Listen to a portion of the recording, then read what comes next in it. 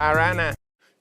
Patrick Mahomes is basically God playing quarterback. Chiefs Kingdom Live! They want it. They wanted it.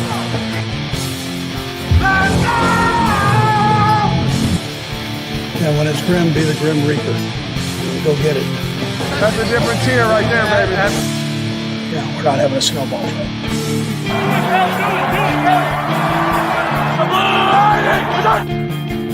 Three. No one's ever got three. I want back-to-back to back.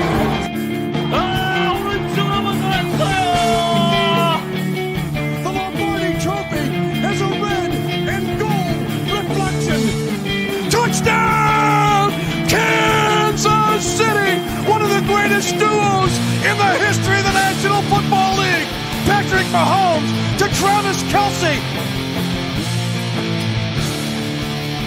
Let's go! Do it live!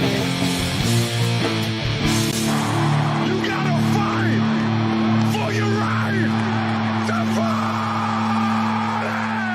fight! It'll get handled when it gets handled. Howdy, Chiefs Kingdom. It's Thursday. It's 8 o'clock. It's Chiefs Kingdom Live. Thank you so much for joining us. If you would, real quick, before you forget, if you wouldn't mind, make sure you click and tap that like and click and tap that subscribe button. Maybe tell a friend, tell a family member, tell some Chiefs fans, help spread the word, grow the show. We'd sure appreciate it.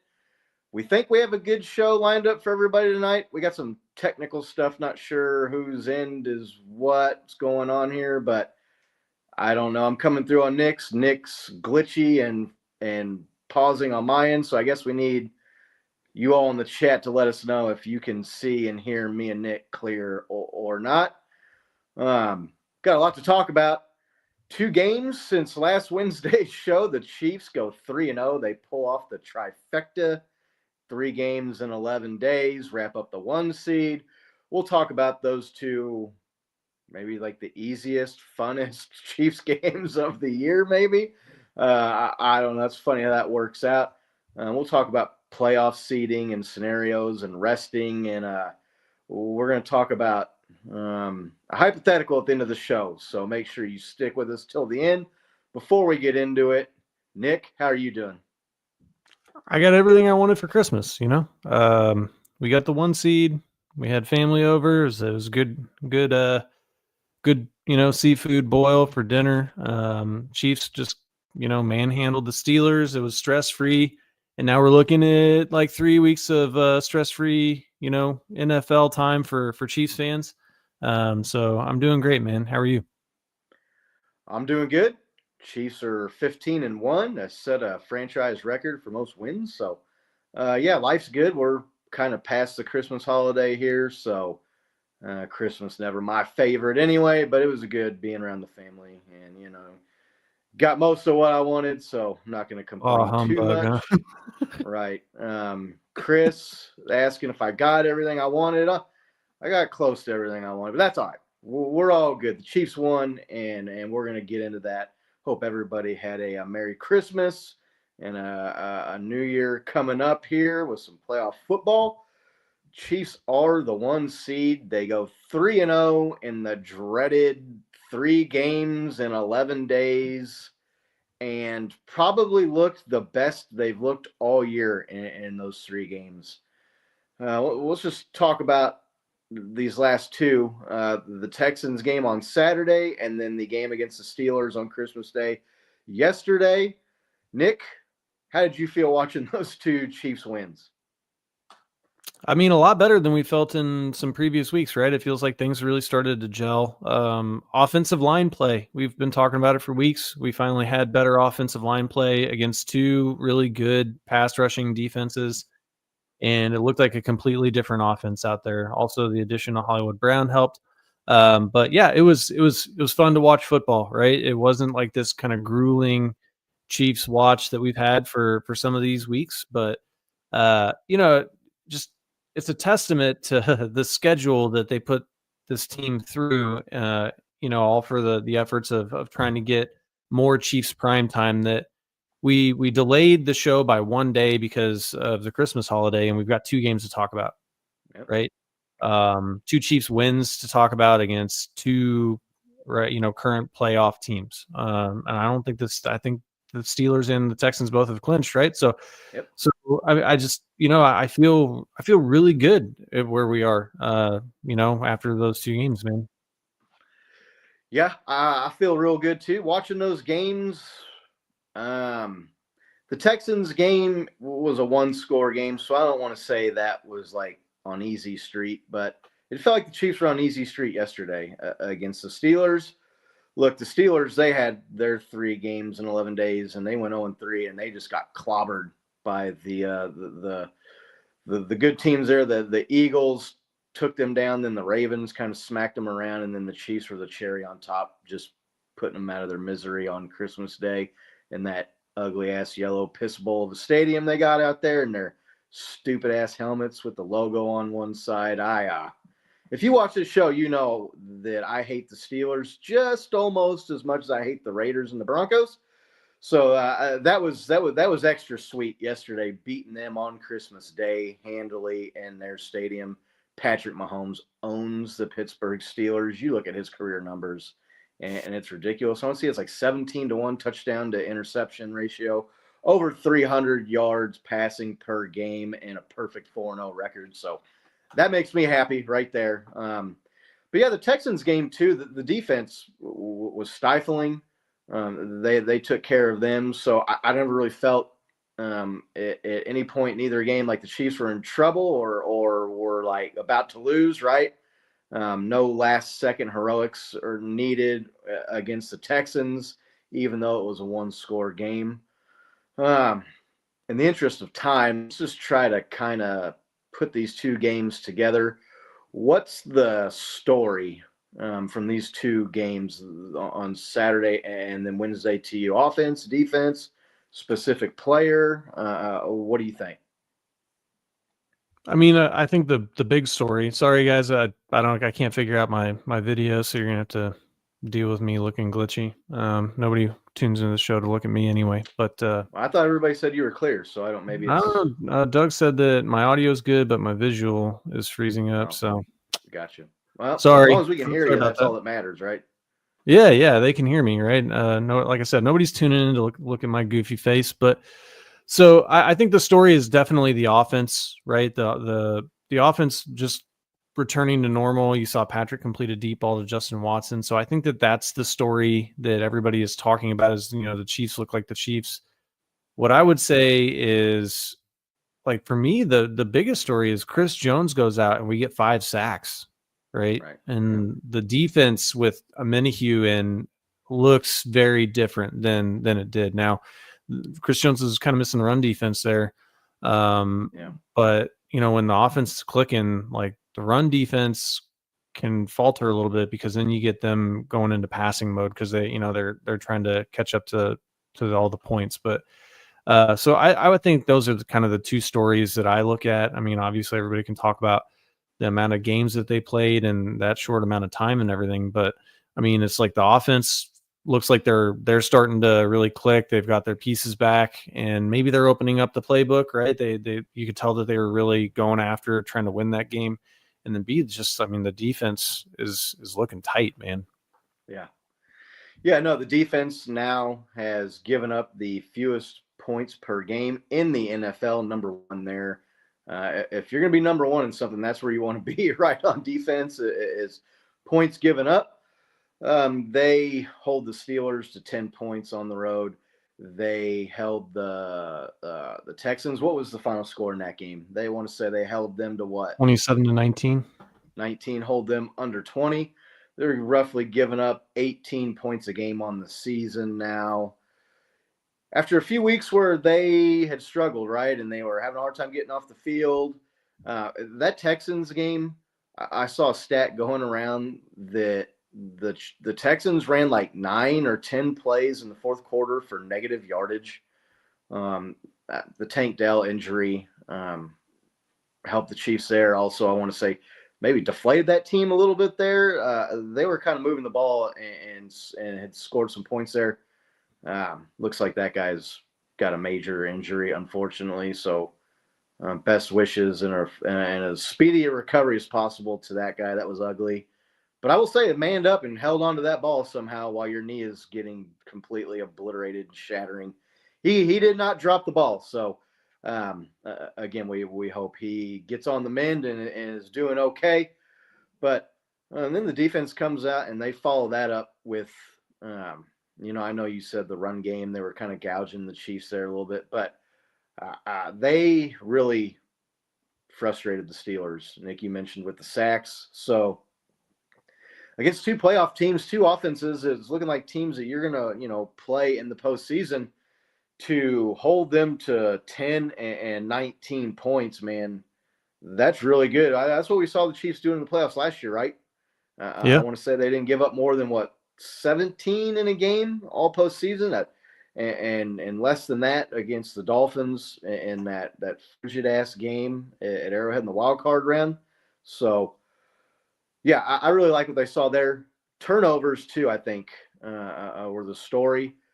Chiefs are getting turnovers now and not turning over the ball. I feel like maybe that has as much to do with the comfortableness, especially in the Steelers game, right? The Jameis Winston Browns game, they get 5 turnovers. Maybe don't win by as comfortable margins as you like in that game with the amount of turnovers, but they still got the ball 5 times. They had a couple turnovers against the Texans, an early interception there against C.J. Stroud. Then the interceptions against Russell Wilson, Trent McDuffie with the strip on Freiermuth. So if they can replicate that moving forward, that is going to make this team much, much, much, much more dangerous. Nick, the turnover thing, is that just a pendulum swing in the back and regressing back, or progressing to the mean like we talked about the other day? Is it just gressing to the mean? It wasn't funny the first time. You're like, yeah, because if you could never say that again and figure out your technology woes, Nick, the show could really take off, man. Just a side note, I know you just asked me a question. I really just want to take all of my technology in the backyard and set it on fire in the fire pit. I just bought a new laptop. I got mesh Wi-Fi. I'm looking at the router connector right there, 15 feet away from me. And StreamYard's telling me that I don't have stable Wi-Fi connection, even though my computer does. So sorry about that. As far as turnovers, yeah, look, I think some of it is just, progressing to the mean. And, getting lucky. I think Charles Omenihu coming in has had an impact, and I think that it's really, helped this team, much like he did last year. Also, the Chiefs, it would be really hard to get up for a week 8 game, right, against a team that's probably not going to make the postseason after you've gone to back-to-back Super Bowls and won. So I think that some of this is that, they're not quite going through the motions, but they're not up in focused like they should be for each and every game, each and every week. And I think that's just part of being human. I think that the coaches are, Nick Wright says that they're holding back a lot. I maybe there's some of that. And so I think that some of it is that, everybody is more focused. Everybody wanted that rest, right? And now they're starting to really, I think, round into form and, focus on trying to peak at the right time. So, Hicks. So yeah, I mean, some of these guys, the backups are getting more reps. I think there are a lot of factors. But I think it really is just kind of the goal of this coaching staff, that they try to tweak and push and alter things so that right when the team is needed to play their best ball, they're available to play their best ball. So, yeah, the addition of DeAndre Hopkins, I know he's had some drops, but having the steady hand there, and Noah Gray kind of coming into his own and having a breakout season, that guy catching everything you throw to him. I just feel like Patrick Mahomes has got a comfort level. We'll talk about the offensive line and what Joe Tooney moving out to left tackle, I think is meant for this offense and for the Chiefs overall. But I think you're seeing a more comfortable and patient Patrick Mahomes, which is cut down on the interceptions, which were really that was the big bugaboo at the beginning of the season, right? Was with the turnovers, was the interceptions, and he was going a stretch of 6 or 7 or 8 games there where he had one. I want to say, in pretty much every game, if not more than one. That has corrected itself. Again, I feel like bringing in D-Hop has really helped with that. We had Nick twice there for a second, but you look clearer now. Maybe that's going to help Holy out. shit. I don't know. Looking good, looking a lot better now. So what do you think the addition of D-Hop and then Hollywood Brown coming back has done for the Chiefs offense and Patrick Mahomes in particular? I think it's allowed Xavier Worthy to flourish, right? You've seen where he kind of had to step in and be that number one guy right off the bat as a rookie, and that would be intimidating and extremely difficult to do coming into that situation for the Chiefs in a complicated offense. And so now that there's a legitimate number one, number two type receiver that are on the team with him, they're able to really kind of put him in the role that they had kind of worked their offense towards, and maybe dust off some of those plays that they had to set aside. And you're just seeing Xavier Worthy, like he was the man in that game, right? He was like yeah. he was like, he was balling out. They were, finding him over and over again. Really kind of played through a little bit of contact there, which was, he had a couple games ago, he's kind of getting those shoestring tackles and stuff. So I think that's, a big part of it, right? It also, like, you see that, Travis Kelce looked unlocked a little bit in that game. And I think that when you have more competent people at that position, they can't focus just on Travis Kelce, right? And then they can't focus just on one or two guys. And I think that it really helps everything out. Yeah, John's pointing out, talking about getting turnovers now, updates on Rice. He's not going to return this year. So yeah. He's on track for next year. But look, John, you bring up Rashee Rice. Nick, you just talked about Xavier Worthy. He's this year's Rashee Rice, right? Like last 100%, year. Yeah. Rashee Rice came on as a rookie in the second half of the season, in particular, in the postseason. Xavier Worthy is stepped up and has been in that Rashee Rice role from last year and is helping carry this offense. Hollywood Brown coming back at his help. We talked about D-Hop coming back onto this team. So look, Patrick's throwing to legit NFL receivers out there right now. And I don't think you can underestimate how much Hollywood Brown being able to come back from that injury has meant to this offense the last couple of weeks. And just like you mentioned, alleviating the pressure and drawing attention away from those guys. Travis Kelce, I don't know if the Steelers forgot Travis Kelce was still on the Chiefs, but it looked like they did on at least one play. Travis, man, he was open and catching the ball in the middle of the field, and he almost looked surprised. He was as open as he was a couple times when he caught the ball. So, yeah, look, this offense is rounding into form, and it is clicking, and you are seeing guys step up. You're seeing late season additions, getting healthy guys at the right time. We're going to talk about the rest coming up here, which should help that out even more. So I think a lot of it too is it's go time for this team, right?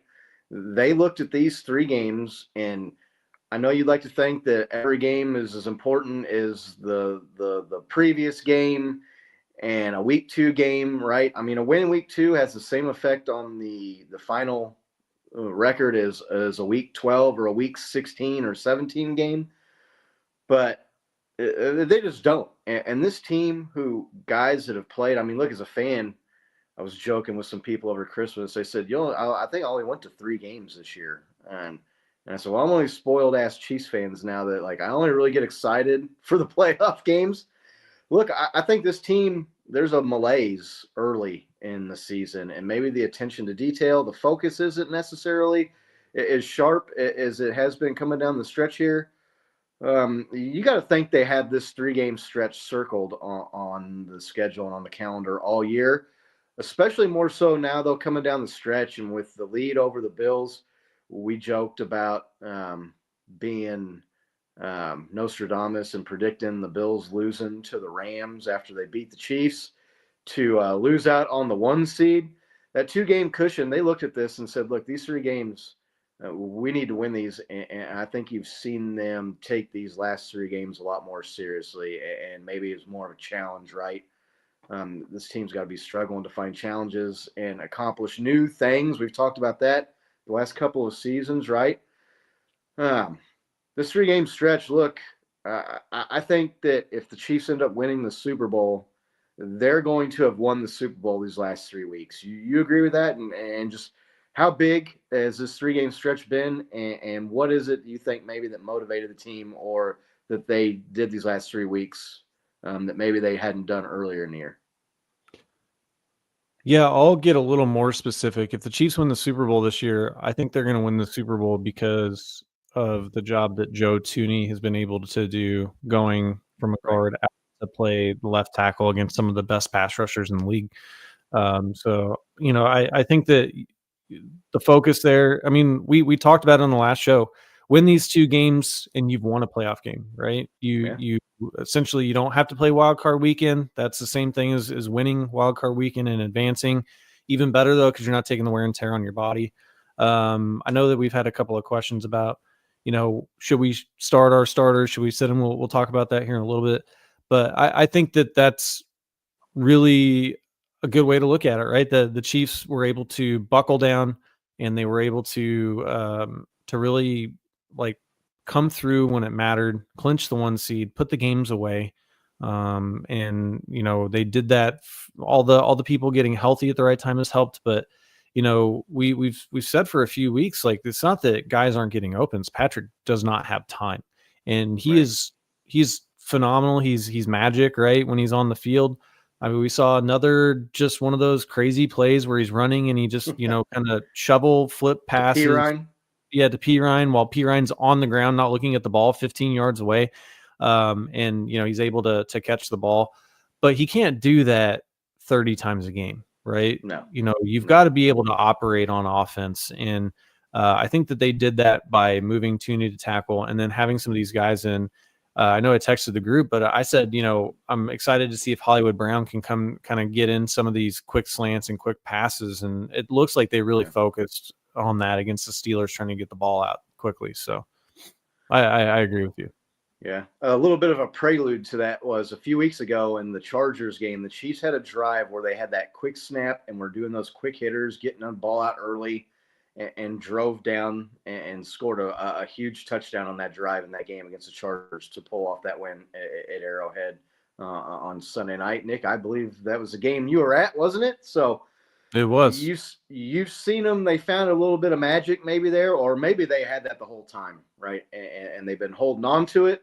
It's hard to say with this team because I do believe that they hold back things and save things for late in the year that you don't see them use early in the year, which could help explain some of the closer games and thinner margins of victory. But yeah, no, they come out. Joe Thuney, what he's done has been remarkable. It's season saving, right? I mean, they could not keep going the way they were going, and Patrick could not keep playing and taking the hits and the abuse he was taking.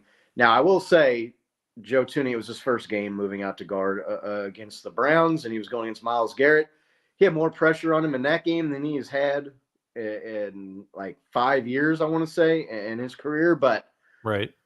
These last 2 weeks, they're gelling, and Caliendo coming in and playing alongside Thuney there on the end is starting to mesh and gel real nicely. Patrick Mahomes not getting the pressure, not getting sacked like he was. So, yeah, I feel like that's a small thing that has helped, like, the big picture in winning these 3 games. Really impressive. Just, you've heard players talk about how they don't think it's fair and they don't think it's good for their health, right? So to come out and win all 3 of these games with the 1 seed on the line is just that much more impressive. How much of it do you think is opponent based here? Look, the Texans, they were game for the first half of that game at Arrowhead against the Chiefs. But that second half, they really kind of started to struggle. The Tank Dell injury, we kind of mentioned that earlier, I don't know how much that had to do with it. But that team has come out and just got whipped by the Ravens on Christmas Day yesterday. What was it, 31-2 at home? Somehow not scoregami. Somehow not a scoregami, unfortunately. The Steelers, they've now lost 3 in a row. Like the wheat is kind of like starting to separate from the chaff a little bit here. Maybe those two teams weren't as good as they thought. I mean, they're playoff teams, but I mean, you're looking at right now the Chiefs, the Bills. Man, the Ravens with their defense still, to me, is suspect. I mean, is that we seeing kind of like the separation in the class and the really elite contenders starting to separate here a little bit too these last 2 or 3 weeks?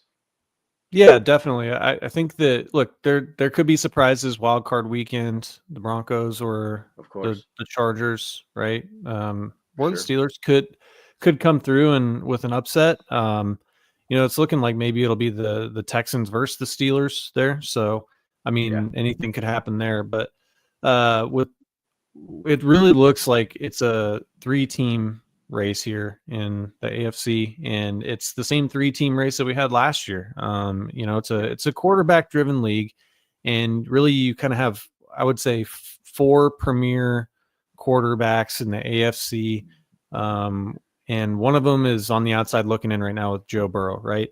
And so, as long as that's the case, then you're going to be looking at these 3 guys that are, vying for that, that spot in the Super Bowl. It's very similar to when there was, Tom Brady and Peyton Manning and Big Ben Roethlisberger, and you had, a span of almost 20 years where no other AFC quarterback went to the Super Bowl that wasn't one of those 3 quarterbacks. And I think that's pretty similar to where you are right now. Now, CJ Stroud is having an sophomore slump right now. But I mean, we're not throwing dirt on his career or anything, but as long as that holds, then that's what it's going to be. And I think that, if it's not 2 of those 3 teams in the AFC Championship game, I will be extremely surprised. Yeah, me too. Nick's got the worst 15-1 team in the history of the NFL or something like that on his little headline there.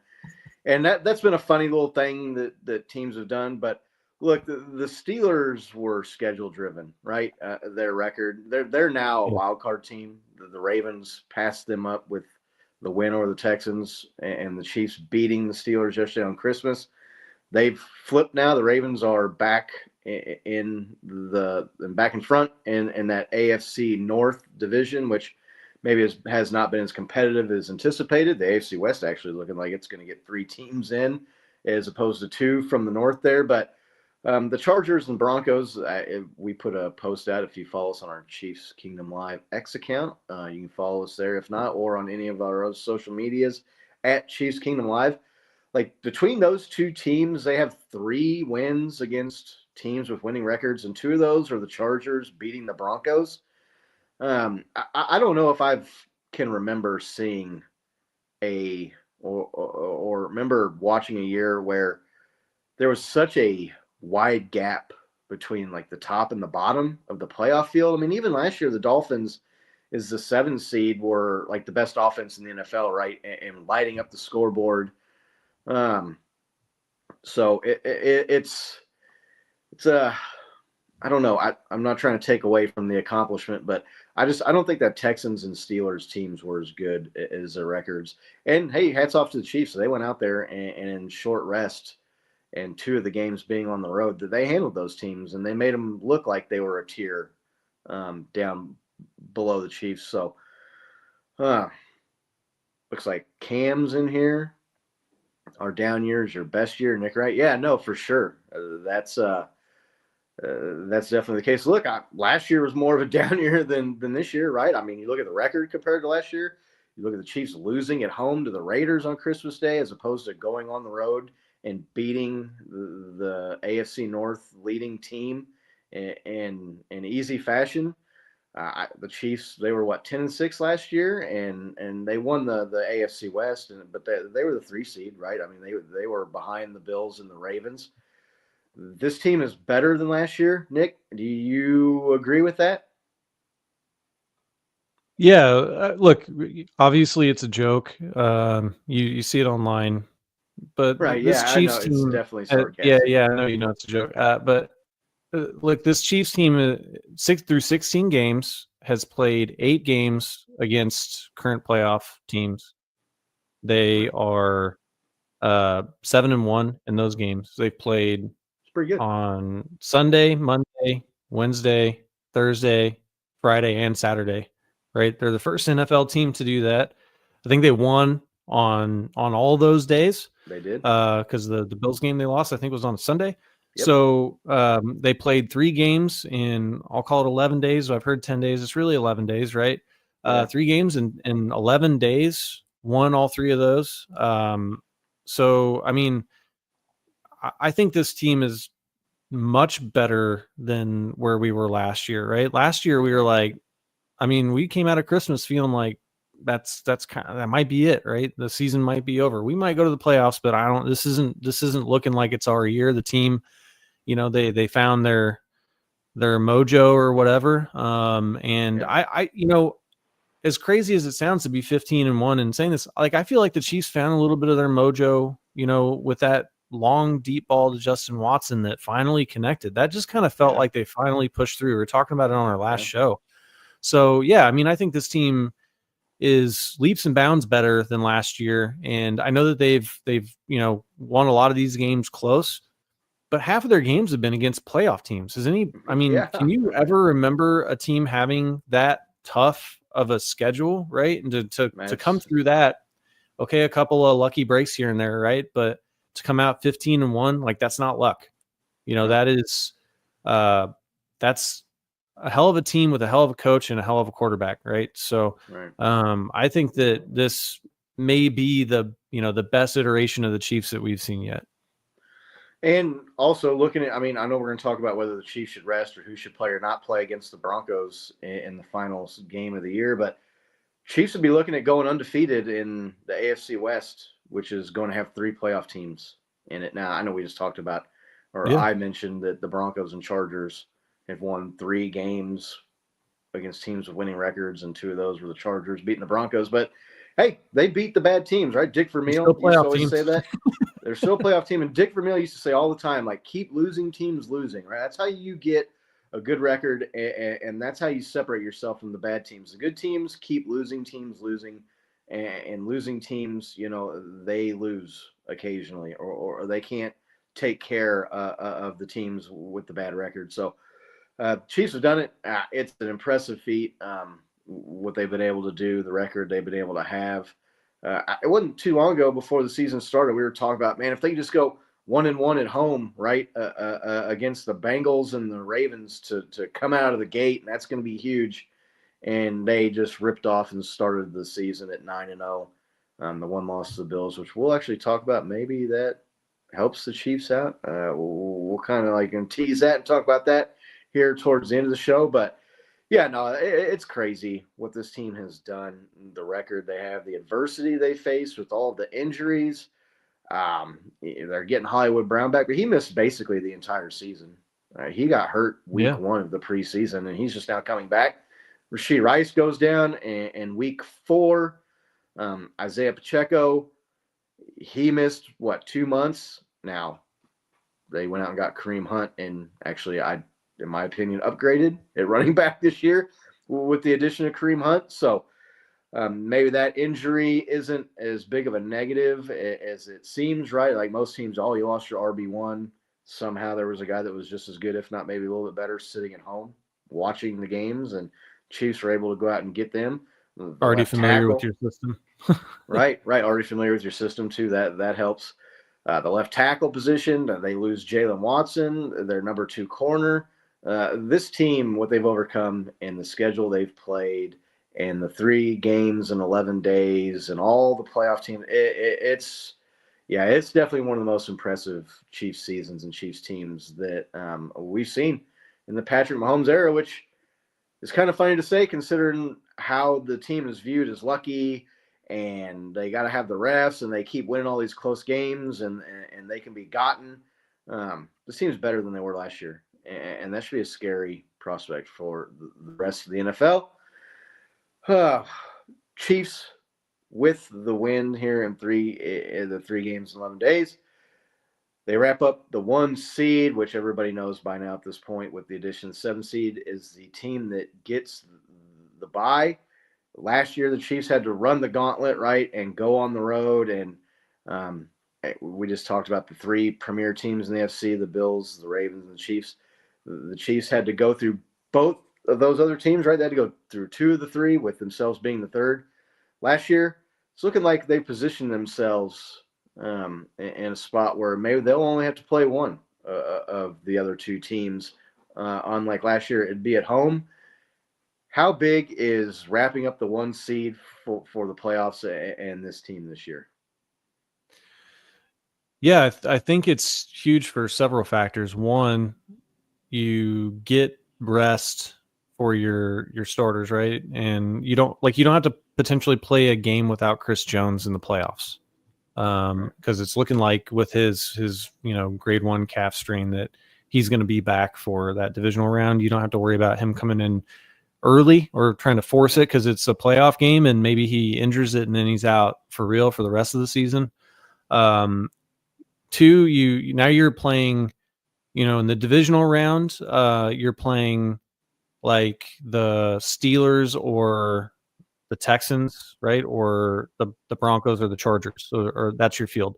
So essentially the way that it plays out is it's really impossible to have the 2 of the 3 other best teams in the AFC come in for that divisional round playoff game.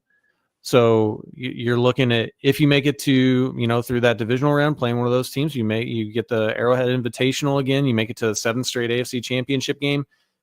The Bills and the Ravens are going to knock one of the other teams out in that divisional round, assuming that they both make it. So you will not have to play both of those teams. I mean, I think that all those things put together is huge, on top of the fact that, you get to play at home, which, they're obviously comfortable playing in the playoffs at home. I know that we're excited because, I'm a leech on your season tickets and we go to the playoff games. But, I think that all those things, it's the biggest advantage that you can get, I think, in professional sports is getting that 1 seed now in the NFL, since there's only 1 bye week. Right, yeah, the bye week is huge. It's even, I think, huger when you match it up with now you can rest that last week against the Broncos here. Look, Patrick Mahomes has been a freak, and playing with injury and ankle sprains don't seem to bother him. He said this one was not as bad as previous ankle sprains, especially the one that he got a couple of years ago in the Jacksonville playoff game, and where they ended up going on and winning the Super Bowl against the Eagles. But, this team is 8-0 at home, undefeated at home this year, right, in the regular season. To be able to play at home, to be able to not have to get on a plane and go travel somewhere, you don't have to take the hard road that the Chiefs had to take last year, which, if I remember correctly, a lot of people were saying by DVOA was the toughest schedule played by any Super Bowl champion. Stats can be funny, and you can look at different metrics, and I don't know how accurate those are. They tell part of the story sometimes, but maybe not the whole story. But, wrapping up that 1 seed, I think the team realized how important that was this year. I think that was really kind of maybe like the driving force behind them and what made them look so damn good in these last 3 games and winning all 3. The bye week is an advantage that I almost feel like is unfair. I think, look, we talked about it before. I don't think anybody here was a fan of them expanding the playoff field to the 7th seed there and taking away the bye from the top 2 seeds. But hey, look, that's like you're going to play in your advantage now if you're the Chiefs. So I want to say they've been the 1 seed 2 of the 3 years. Is that right? That they've gone to the 7 seed format and gotten the bye week. So Yeah. Chiefs have taken advantage of that schedule change and worked it to their advantage. They could not be sitting any prettier going for the first three-peat in NFL history right now. You talked about rest. Let's get to that here and talk about what we think about rest. With the games being crammed together and this third game in 11 days being on a Wednesday, the Chiefs could be looking at resting guys for what, like 24 days, 25 days? Yeah. I'd be interested to see what the chat thinks here. Nick, can there be too much rest for guys? I mean, I know it's we get rusty, and the Chiefs back in the day, they'd win 13 games and have the bye week in the playoffs and come out and lay an egg and lose. And it's because they're rusty, and it'd be better if they would have played. I know Nick Wright famously joked about better than the bye when the Chiefs played the Steelers that one year. Right. Because there was literally like no chance they're going to lose that game. They had hammered the Steelers by 24, 25 points a couple weeks prior to that wild card game. But are you worried at all? And do you think the Chiefs should play any of these guys against the Broncos here next weekend? Look, they're going to have to play some guys, right? But Patrick and Travis, Chris Jones, they probably should. I mean, I don't think they should be on the field, right? I think that I don't know.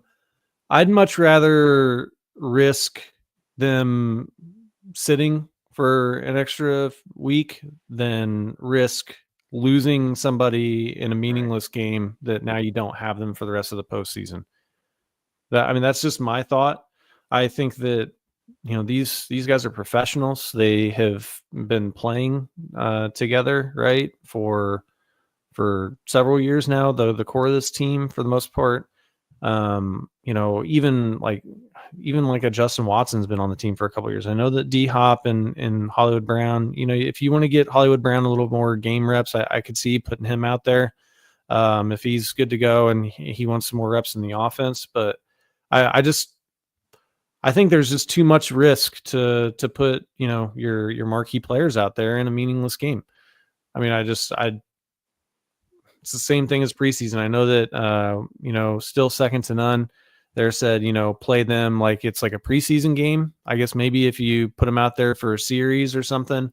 Another thing to think about, though, is like the offense was playing really well and they're clicking well. What if you put them in against the Broncos and they're in a funk, right? And then that's what they sit on for, right, 2 weeks, is being in a funk. So, I mean, if it were me, I would say this is a meaningless game. We're going to rest our guys. They're professionals. We know how to prepare.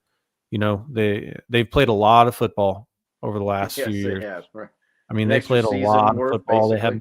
They haven't had a bye week since, I don't know, October. So, in my opinion, you rest your dudes. I mean, that's why you really went full bore against the Steelers to get that 1 seed, so you could have all that extra rest. Right. Yeah, this team I don't worry about as much as if look, if a team that like a Houston Texans team last year or something like that, right, an up and coming team that didn't have the experience and really have the pedigree, maybe worry about that a little bit more with them.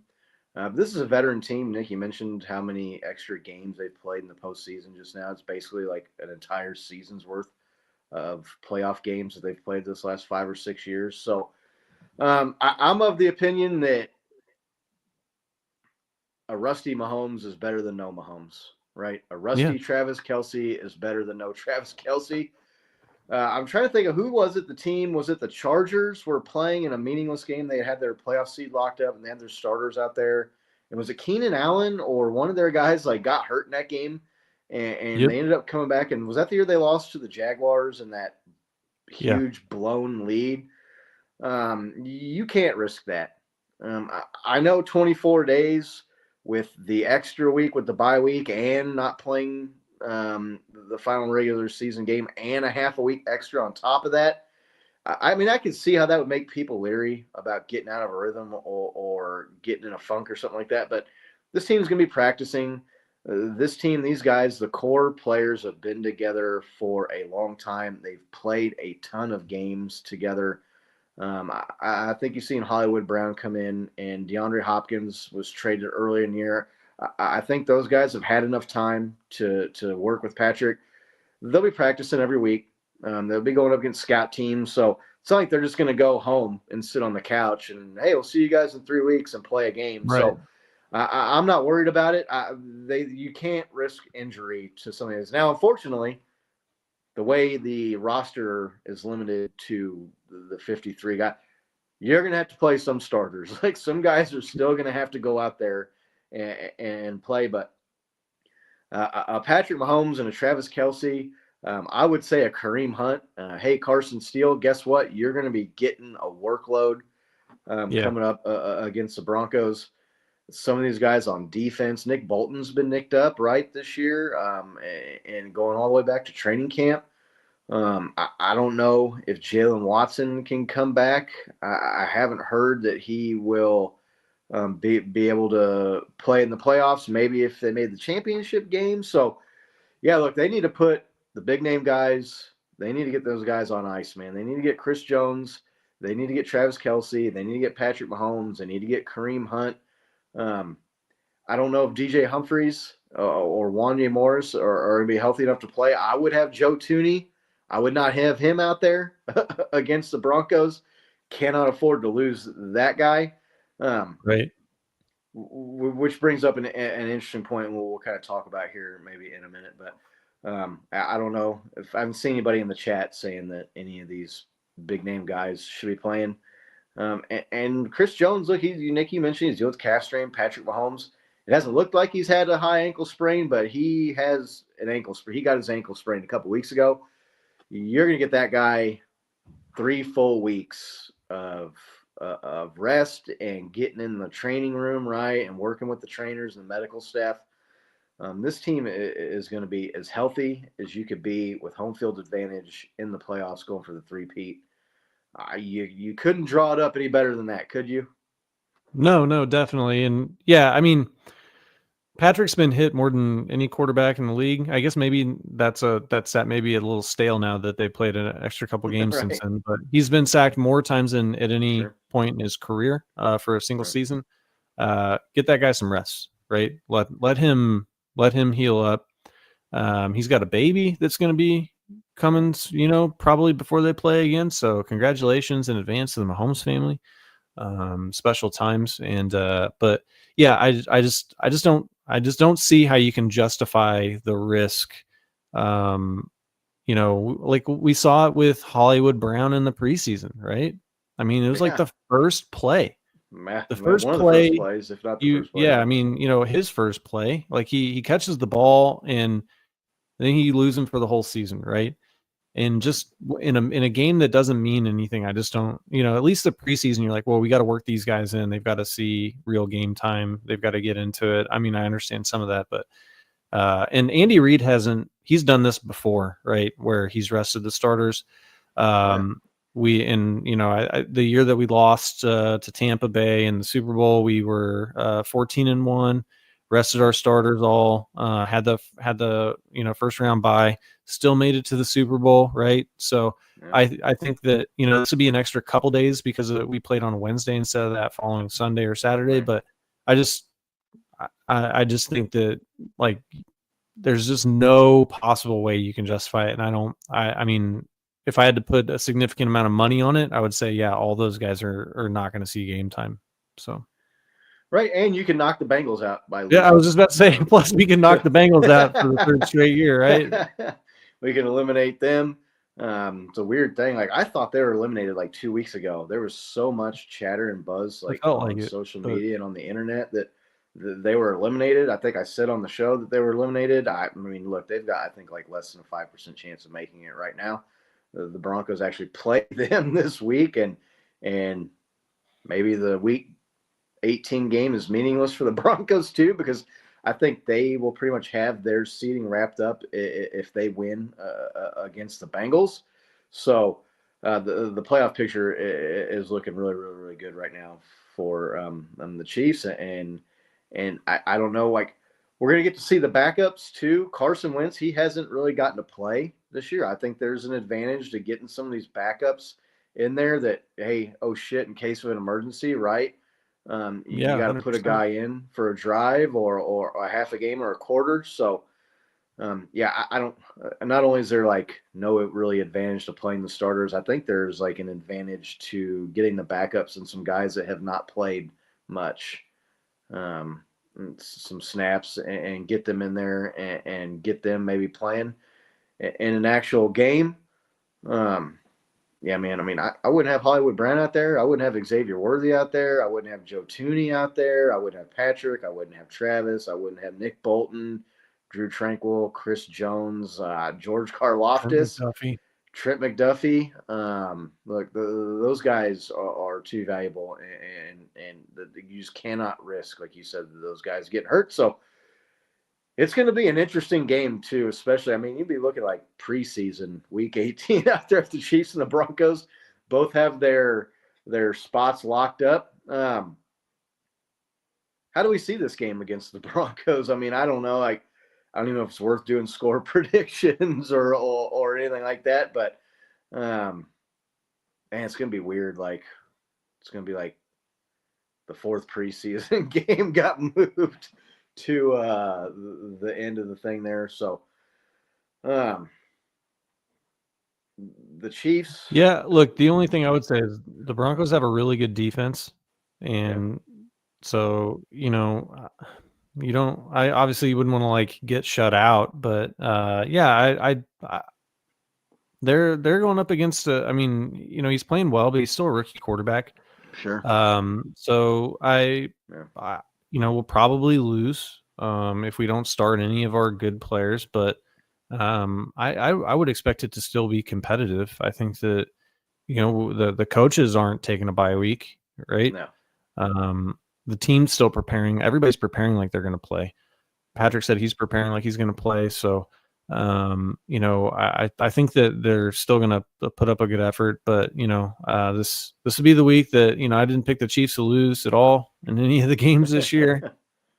I might have to put on the CKL deal there. I think a lot of people have dropped out now that as Casey Johnson, if you're listening, you were kicking the shit out of me this year in picks, so congrats on that. But I mean, like you said, I have the same feelings about this as I would about a preseason game at this point. Like, we're just sitting back and like nobody can hurt us this week, right? Like, like we've already locked up the 1 seed, Right. and this is all just I don't know, perfunctory now. Right. I'm gonna do a score prediction. I'm gonna go 17-16 Chiefs. I don't think we've been doing this show for 3 seasons now, 4 seasons. I don't think I picked the Chiefs to lose one game, which maybe makes me a homer. I don't know. Like the Chiefs are favored in Vegas pretty much every game, so they've only lost like 5 games. Yeah, I lost 6 last year, but yeah, no. I mean, they've won like 14, 15 games 2 or 3 times now. Just this run that this Chiefs team is on is insane. It's a dynasty already. Chiefs are, if they get the three-peat, they are the defining dynasty. I mean, the best dynasty in the history, the league, whatever you want to call it. So I'm going to pick Chiefs in another nail-biter 17-16 win over the Broncos, because why the hell not? I don't know if you want to put your score prediction down in the chat there. Nick, if you want to make one, feel free. Go ahead. Yeah, look, I mean, I know that just feels wrong not to pick the Chiefs to win. So I'm not gonna pick the Broncos to win a game. Tie. No, I mean, I could see this being. I mean, I think you've got a pretty good score prediction there, like 20-17. I'll go 20-17. Chiefs win. All right. So if you want to put your score prediction in the chat there, this is we're just going through the motions right now. A couple things. Getting back to the game yesterday against the Steelers, are you? And I would like to know in the chat, everybody, their opinion on this. Are you a fan of the Chiefs playing on Christmas? And do you think maybe this becomes like a tradition now? The Chiefs have played twice in a row, 2 years back to back on Christmas Day, although one was at home and one was on the road. Do you like the Chiefs playing on Christmas, Nick? And do you see this maybe becoming something like the Lions and Cowboys on Thanksgiving playing every year? Look, I am not a fan of it, right? For one, like if you lose, it kind of puts a bad taste in your mouth on Christmas. Um, Two, it's Christmas isn't like Thanksgiving where it's on the same day of the week, right? Every year. So as it moves around, that means that you're always going to have like this weird schedule, except for when it falls on like a Monday, Saturday, or Sunday. So half the time it's going to be on a weird day. And like I also like I know that they're paid and they're compensated a lot, but I don't think it's right to take all these people like away from their families to work on Christmas for the sake of having a standalone game for money. To me, I think ethically I don't agree with it. Look, there's certain jobs where people have to work, right? There's firemen and there's people that work at hospitals and people that I don't know. Quick Trip. There's lots of jobs out there where people have to work, right? And we have Right. to have certain services. Um, and I feel for those people. I was at a job where I didn't work Christmas, but I worked pretty much damn near every other holiday, right? I worked in retail for years, so I may have a little bit different feel about that. To me, it just doesn't. I don't like it. I mean, so that's my stance on it. I know that you may feel differently, but I like the game on Christmas Day. I think it's fun. I think it adds something to the thing. Look, it's 3 hours out of the day, first of all, for people that are complaining, oh, I'm trying to spend time with family and I mean, whose kids don't have their presents open before 10 o'clock in the morning, right? The game doesn't start until noon if you're the early game. I don't know that it's as big an inconvenience. I know a lot of family too, like people travel, right? Families live apart. yeah. They travel to be together. They get to watch the game. Um, they don't. The working on Christmas, to me, I mean, they play on Sundays, which depending on what people's religious beliefs are, aren't. I mean, that's the Sabbath. You're not supposed to work on Sunday. I don't know. I just feel like you could like stretch that out, right, to a lot of different things.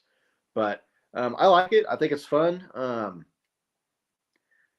I think maybe if you were a team that had to play every Christmas, maybe that is taking it a bit too far. But look, I enjoy watching the Chiefs on Christmas Day. It's fun. Like I said, we got family that travels in from out of town that we spend the day together and get to watch the game. We don't get to watch, but a handful of games a year together. So I like it. I enjoy it. I think it's fun. You think the Chiefs find themselves playing every Christmas? I know Lamar Hunt was one of the people that really, really like pushed and promoted a Christmas Day game. You think the Chiefs play next year, or do you think this becomes somewhat of a tradition and they start playing every year? Well, I think that as long as we've got Patrick Mahomes, that's going to be the biggest draw. I think they said that for Netflix, that a third of all of their users across the globe were tuned into the game. Right. That's huge. I mean, that's phenomenal. phenomenal, right? Yeah. For the Chiefs to have that kind of draw power. So, yeah, I mean, I would see that. They're obviously not going to quit now that they've started doing it, right? No, People are watching the definitely games, so that Netflix probably got a lot of money for doing that, and the NFL got a lot of money from Netflix. I know all that. 50% of all that money can split to the players, so that they end up making more overall. For that, gives the teams more in their salary cap. So I could see it happening, right? I mean, there would be, I guess, somewhat sense of pride because there's, you're one of the teams that it's like you're like a marquee team that gets that holiday every year, right? It's like Chiefs on Christmas. I mean, I guess I understand the allure there. I'm just looking at like, it sounds nice, but there's people that have to make that happen and have to kind of make sacrifices for that to happen. That's why I'm not a big fan of it. But yeah, I mean, if I had to bet, I would say that, you're going to see the Chiefs on Christmas, more often than not while Patrick Mahomes is playing every year. I don't know. I mean, I think the players may push back on that. You know what I mean? Yeah. I mean, I don't. You think they play next year on Christmas? I want to say no. No. No, I think you've got Chris Jones, Travis Kelce, and Patrick Mahomes that are going to be pushing. They're being vocal, right? And I know that some people are complaining, calling them soft or whatever. I mean, they won every game, so like, whatever, you can call them whatever you want for complaining about it. But they are people that, like, if a player has a voice in the league, those are the players that have the voice in the league, right? They're the the premier players. So I think they're going to be talking to the NFL Players Association about this, specifically more about like, them butting those games up so that they play so many. And that's only like what, every 6 or 7 years. Christmas is on a Wednesday. I mean, it's gonna be on Thursday next year. It's Friday and then Saturday and Sunday and then Monday, which are all days that they pretty much. So it's a weird, unique situation once every 7 or 8 years or so that falls like on a Tuesday or a Wednesday. So I don't know that the NFL is going to factor that much into it. No, I think to appease them for being upset, I think that they're probably not going to schedule them next year, but I could be wrong. I mean, all my predictions have been wrong. So I'm like the Jim Cramer of the NFL this year. Like everything I say is like the opposite happens. Right. Another kind of topic here that has kind of been on our mind here. I was wondering what your thoughts are and what the chat are. If the Chiefs had beaten the Bills and were sitting at 16-0, would they be resting the starters against the Broncos, or would they be going for 17-0? And should they go for 17-0 if they were in that position? I'd like to know what the chat thinks. I can go, Nick, if you want, or if you need a second to think about it. You can go. No, you go for it, man.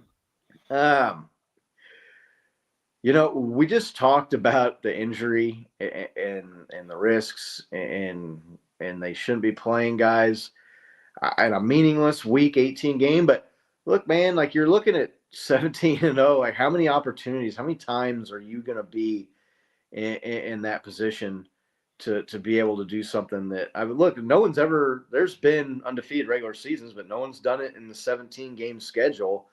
You'd be the first. I think you'd have to entertain at least the idea of playing the guys and going 17-0. There's our man Nico. Good to see you, man.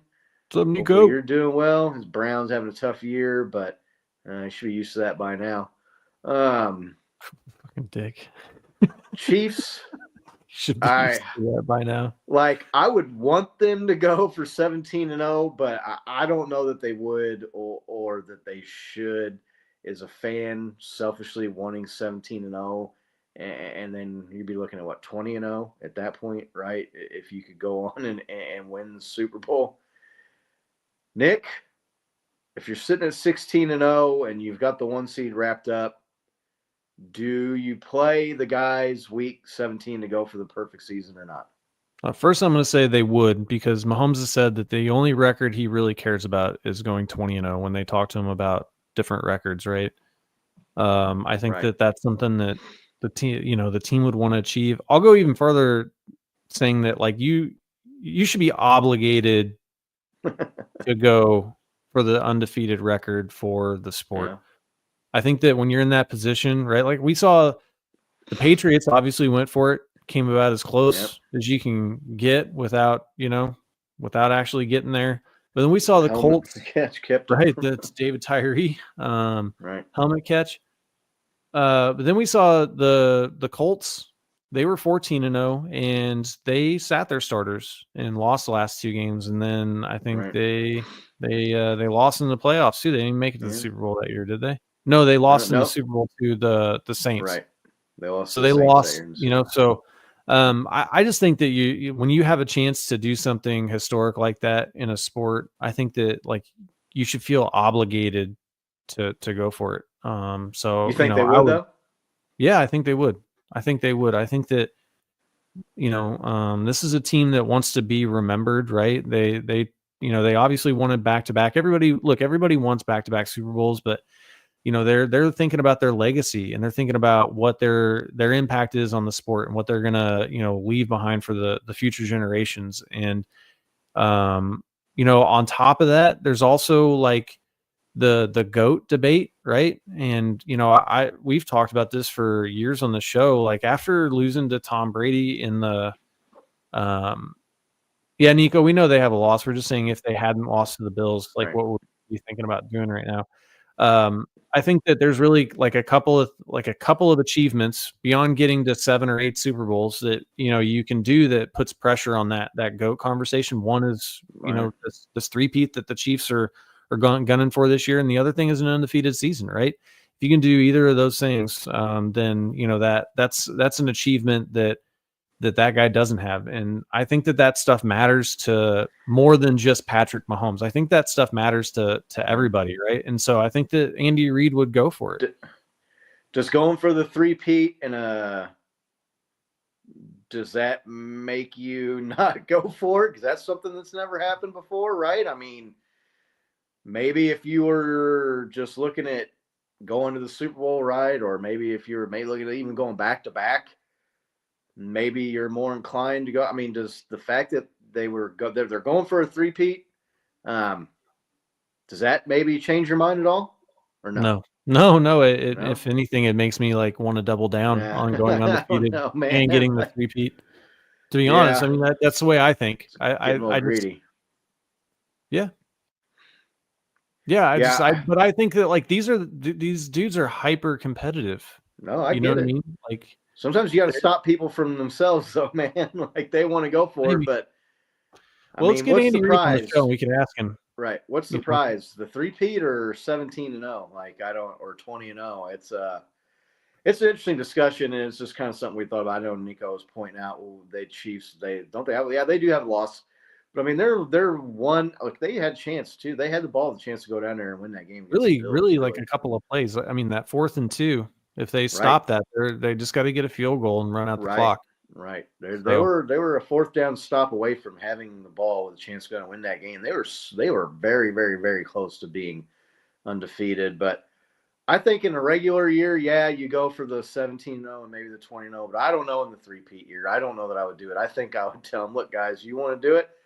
Come back next year and let's go undefeated. So I don't know. One man show something about honoring Bob Sutton. I don't think so. But I don't. Honoring a halftime of what in the playoffs? No, I don't think so. They gonna honor D Ford along with him. I haven't heard that. I don't know, maybe he'll be banging the drum or something. I don't know. Bob Sutton, if I'm him, I don't know if I'd show back up in here. I don't know. He got kind of like tarred and feathered and ran out of town on a rail. Didn't he? Yeah. I mean, he didn't leave on good Greg terms, Robinson. Man. I mean, those Greg are Robinson, right? Do you think if Pioli. they do you think he gets booed by the I fans? don't know.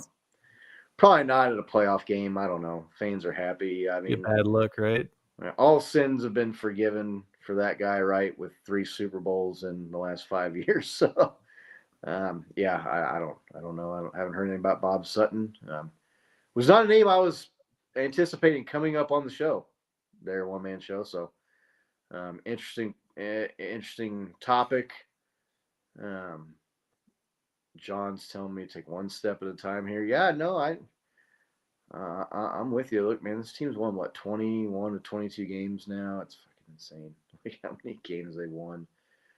I don't know. Is there anything else we want to talk about? Anything questions anybody's got in the chat we didn't get to? Or? So, all right. So after the Bills Patriots game, now virally, Josh Allen had came out and he said in no uncertain terms that the reason that they didn't perform well on offense was that they were holding things back for the postseason.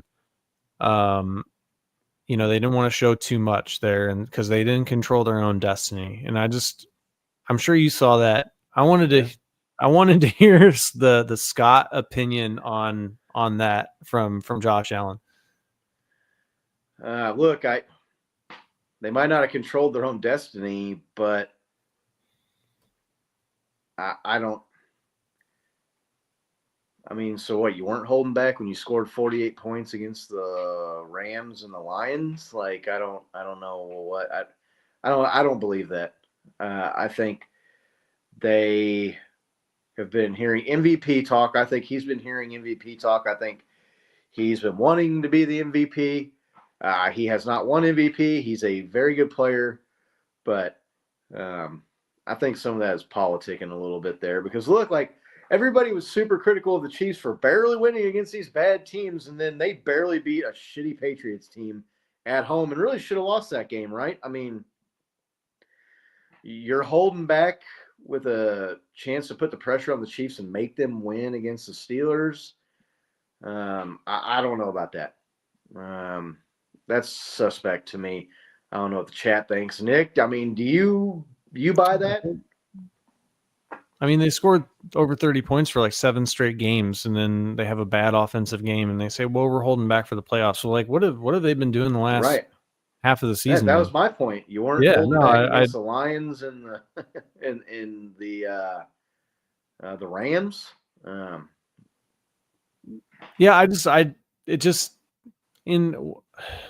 On top of that, like, I don't, even if that's the case, you know, coming out and saying that again, you know, I get division opponents, right? Like if you want to rub it into the Raiders face or Broncos face, like I probably would, you know, be like, we said we weren't even trying against you, but like, I don't know. It just seemed like an odd comment. It was. Man, no, it was definitely strange. So I when I saw that, I was kind of like, man, y'all ain't good enough or won enough to be holding anything back. Like, I don't know that.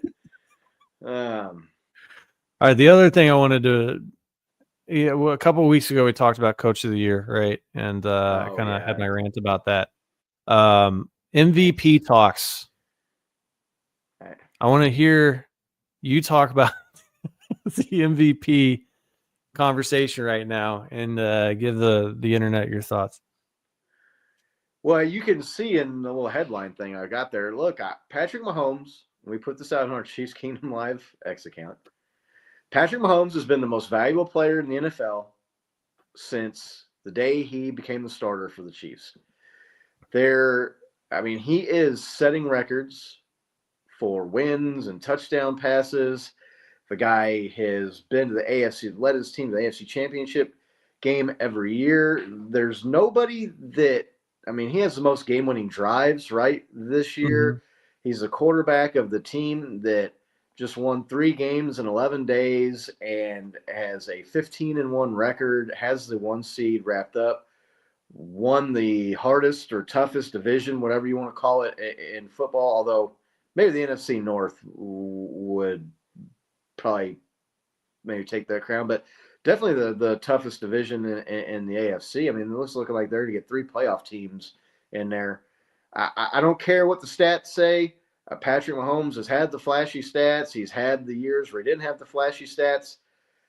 The guy wins games, and the guy makes the plays in the critical moments to win games that nobody else makes. And there's nobody more valuable than him. If you made a secret poll, right, of all the GMs in the league, and it was a secret trade or a secret poll if you were going to redraft the entire league, every single one of those guys would pick Patrick Mahomes number 1. Every single one of them. And I know Bills fans have scoffed when we've put that out on social media and Ravens fans, but it's true. The guy, there's been nobody more valuable. And he's the quarterback, right, of the dynasty. And to me, it's just it's the same thing as the Andy Reid. They can't give it to him every year, right? They ought to rename the award second most valuable player because they don't want to give it to Patrick Mahomes every year. They can't give it to the same guy every year. So they're going to try and find some guy who maybe has a few better stats here and there to give it to. So they're not giving it to him every year, but he's the best player in the world at the most important position. And there's nobody that's better than that guy at winning games and making clutch plays. He's got ice water in his veins. He's won Super Bowls. It's laughable that he's not even in the conversation, right? Yeah, no, it's 100% laughable. I think this is like the fantasy footballification of it's true how people view players, right? Right. And I when you talk about value, right, you're talking about what someone does and brings to a team. And when when you're throwing that 5th touchdown pass and you're up by 21 points already, like, is that adding more value to your team than a game-winning drive?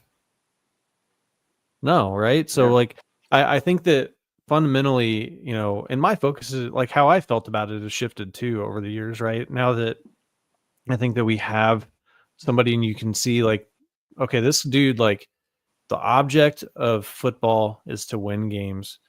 And this person, like, always comes through and wins the game, right? I mean, you say, oh, well, I mean, they're not undefeated. Okay, yeah, 15 out of 16 times he came through and won the game for him, right? Yeah.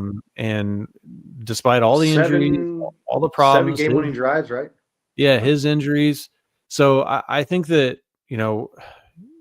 like if you just look at a stat sheet, like I just don't, like, if you're going to look at a stat sheet and you're going to say, well, look at these, like, these stats are kind of anomalies, in my opinion, like, then you should be giving it to Saquon Barkley, who, I mean, if he in today's NFL, if he rushes for 2,000 yards this season, like, to me, that's a better feat. I mean, that's the 5,050 touchdowns for a running back, right? And Yeah, I know it's pretty a close. 17-game season, right? But still, like, the way that the NFL's come into, like, a passing league, and the way that, running backs have kind of been pushed to the wayside. Like, I know that, you're not a big fan of, like, you should never, pay a running back, and you don't really need, like, a good running back on your team. And, like, I think that, like, if you're going to look at stats and that's going to be the determining factor, then it should be Saquon Barkley.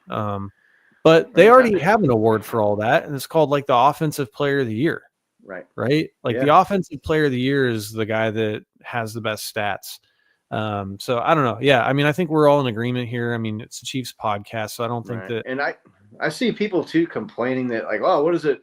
Just the best quarterback on the best team every year? Yeah, there's no position more valuable in the NFL than quarterback. So the MVP is going to be a quarterback every year. Right. There's no running back or wide receiver or tight end or defensive tackle or corner that impacts the game as much as the quarterback does. And I didn't even mention what Patrick has done this year. All of those things. He's piloted the best team with the best record, won the best division, the toughest division in the AFC, has most game-winning drives come back. He's done that without his top 2 wide receivers most of the year. He's done that with patchwork tackle play. I mean, you're talking about guys getting benched. He's been hit more than any point he's ever been hit or sacked in his career. He loses Rashee Rice. He doesn't have Hollywood Brown. His top 2 guys coming out of camp.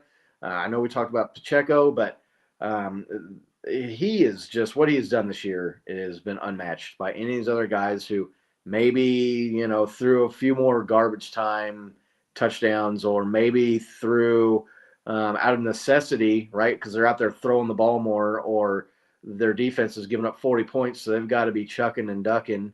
And I don't, he's not going to win it this year.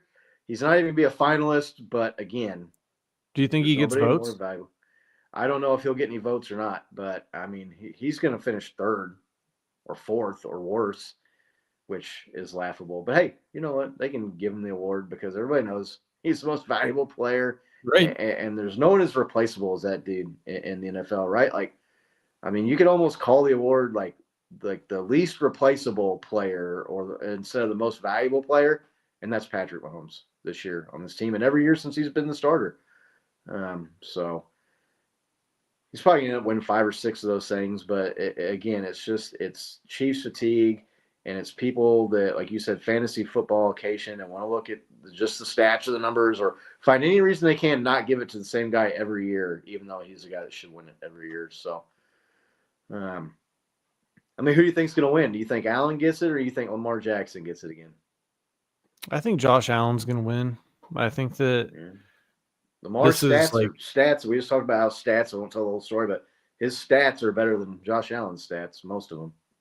Yeah, no, I'm not saying that he should win because of stats. Right. I'm just saying that I think that, like, the media is looking and they're saying, this guy deserves to have one. And, this is the year that they can give it to him. It won't, I mean, I don't think it's going to be like some runaway MVP vote, like, where they have like 50 votes or something. I don't think he's going to get like, 47 votes. I think he'll win with, just over half, but I do think he's going to win. I think that if you look at, the teams, right? Lamar Jackson, like having Derrick Henry and having 1,700 rushing yards from Derrick Henry, like it makes his job easier because people have to spread their attention, right, a lot, and so that opens a lot of things up for him. And I don't think Josh Allen quite has that on his team, so I think that there'll be people that'll use that as kind of an excuse to vote for him. But it's more about like, well, Lamar and we know Patrick have already got to, like, this is Josh's year, right? I think that's kind of the overall feeling. But yeah, I'm in 100% agreement with you. I just wanted to have you get that out there, man. Right. No. We talked about it before, so yeah. All right, that's all the extra shit I had. Well, yes, getting an hour 20 in here, so really appreciate everybody for watching. Excuse me, I got some dust or something going on downstairs here. It's been a fun season. Season's not over, but look, the regular season's basically over for the Chiefs at this point. So it's time to get ramped up for the playoffs and get some guys some rest and get some guys healed up and go after this repeat. I mean, you could not set yourself up in a better position to go after this repeat than the Chiefs have set themselves up in the position they're in. So we'll be back next week. We'll talk about what we saw in the Denver game, and we'll start talking about maybe the playoff picture will be more solidified at that point, and see what it's looking like for the Chiefs. Thank you to everybody in the chat for showing up. Make sure you click and tap that like. Until next week, let's go Chiefs. All right, let's go Chiefs.